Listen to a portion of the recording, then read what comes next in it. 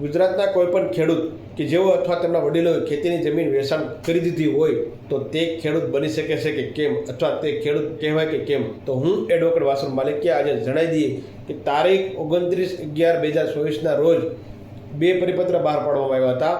પહેલું પરિપત્ર હતું એ બિન ખેડૂતનું હતું અને બીજું પરિપત્ર હતું એ સંપાદનનું હતું. પરંતુ લોકોને સંપાદન બાબતથી લોકોને શંકા છે કે જે તે લોકોની જમીન ગમે ત્યારે વેચાણ થઈ ચૂક્યું હોય તો તે પણ ખેડૂત બની શકે છે અને ખેડૂત ખરાઈ માટેનું પ્રમાણપત્ર માટે એપ્લાય પણ કરી શકે છે. પરંતુ ના મિત્ર, અહીં વાતમાં ટ્વિસ્ટ છે.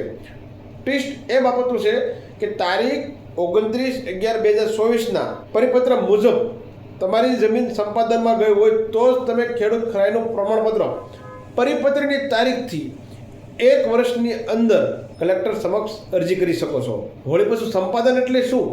સંપાદન એટલે કે સરકાર કોઈ હેતુ માટે તમારી જમીન લીધી હોય, એટલે કે કોઈ યોજના માટે લીધી હોય તો જ તેને સંપાદન કહેવામાં આવે છે.